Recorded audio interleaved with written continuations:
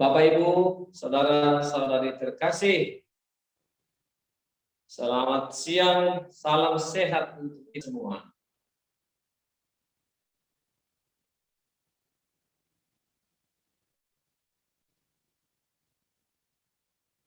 Kedengaran? Kedengaran. Kedengaran, Pastor. Baik. Hari ini kita semua merasakan sukacita dan kegembiraan karena kita dapat merayakan Ekaristi bersama secara Zoom ini. Suatu momen yang sangat istimewa karena pada kesempatan yang masih susah ini kita dapat menghibur niat kita, semangat kita untuk mendampingi, melayani mereka yang sedang menderita. Saudara-saudari terkasih, mungkin kita atau pastilah juga pernah mengalami suatu pengalaman yang mengecewakan.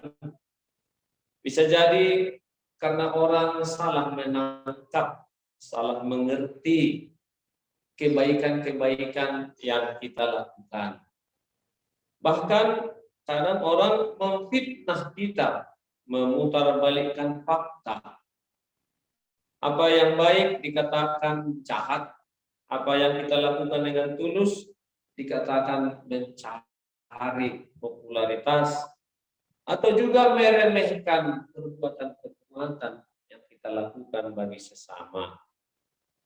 Sering kita menjadi kecewa karena apa? Karena ya dalam bahasa Indonesia mungkin sering disebut air susu dibalas dengan air tua. Yang manis dibalas dengan yang pahit, yang menyakitkan. Santo Yohanes Pembaptis dalam Injil hari ini mengalami hal yang sama. Dalam penderitaan yang sangat berat ketika dia di penjara, ya, dia juga mengalami suatu pergulatan batin, pergulatan iman. Dia juga mulai mengalami satu keraguan bahwa kabar gembira pewartaan yang telah diberitakannya, kabar baik yang disampaikannya kepada orang-orang Israel ternyata berbalik. Mereka malah menghukum dia. Para pemimpin-pemimpin bersekongkol untuk menjerumuskan dia ke dalam penjara. Suatu pengalaman yang pasti menyakitkan.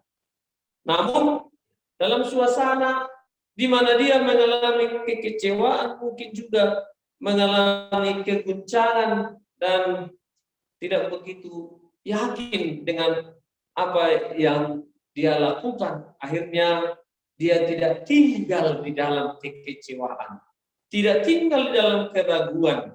Dia pergi mengutus dua muridnya untuk bertanya, apakah sungguh-sungguh Yesus Mesias yang diwartakannya itu, yang ditunggu-tunggunya itu, yang dia beritakan kemana-mana. Dan pada waktu kedua murid itu menjumpai Yesus, mereka melihat Yesus yang sedang melakukan banyak perbuatan-perbuatan baik kepada banyak orang, menyembuhkan banyak orang dari segala penyakit dan penderitaan, mengusir orang dari roh-roh jahat, mengaruniakan penglihatan kepada orang buta. Yesus menjawab kedua murid itu bukan dengan kata-kata, memang akulah Mesias. Yesus menyuruh mereka untuk memberitakan. Katakanlah kepada dia, katakanlah kepada gurumu, kepada Yohanes, apa yang kalian lihat, apa yang kalian dengar. Orang buta melihat, orang lumpuh berjalan, orang kusta menjadi tahir, orang tuli mendengar, orang mati dibangkitkan. Dan kepada orang miskin diberitakan kabar baik. Nah, saudara-saudari terkasih, apa yang mau dikatakan oleh bacaan hari ini kepada kita. Bahwa sesungguhnya pertama-tama mau mengatakan bahwa Yesus adalah sungguh-sungguh Mesias. Bagi Yohanes Pembaptis harus ada satu kepastian, jangan lagi ragu bahwa Yesus memang sungguh Tuhan. Dalam pengalaman iman kita sehari-hari, saudara-saudari terkasih, sering juga kita mungkin merasa kecewa bahwa sesungguhnya apa yang kita imani, yang kita yakini tentang Tuhan tidak terbukti dalam kehidupan kita. Kita mungkin juga sering kecewa jika kita rajin berdoa, berusaha berbuat baik, tetapi ternyata kita gagal, menderita, kecewa. Maka pemahaman kita, iman kita akan Yesus yang maha kuasa, yang maha kuat itu tidak menjadi kenyataan.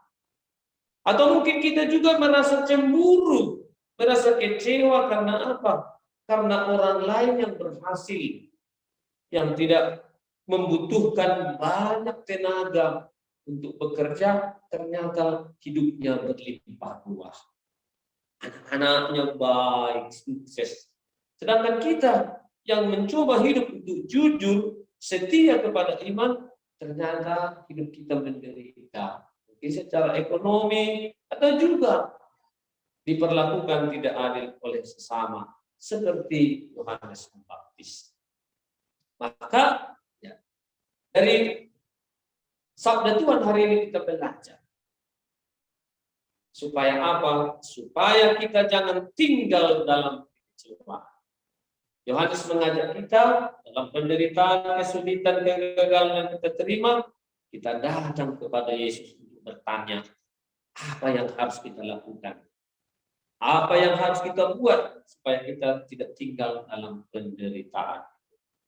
Lalu hal kedua yang mau ditekankan oleh Yesus hari ini adalah saudara-saudari, dalam profesi apapun, pekerjaan apapun yang kita lakukan, kiranya pekerjaan itu menjadi perwujudan dari iman. Dan itulah tantangan kehidupan orang Kristen di zaman modern ini. Kesesuaian antara perkataan dan perbuatan. Banyak juga kita lihat di YouTube, orang meragukan ketuhanan Yesus. Bagaimana bisa Yesus menjadi Tuhan sedangkan dia adalah manusia? Jawaban yang sangat singkat dan sederhana, ketuhanan Yesus tampak dari kuasanya, kemampuannya, roh yang berkarya dalam dirinya. Mujizat-mujizat yang tidak mungkin dilakukan oleh manusia dan hanya mungkin bersumber dari Allah. Itulah yang membuat dia menjadi Tuhan bagi kita. Dia bisa mengatasi segala-galanya.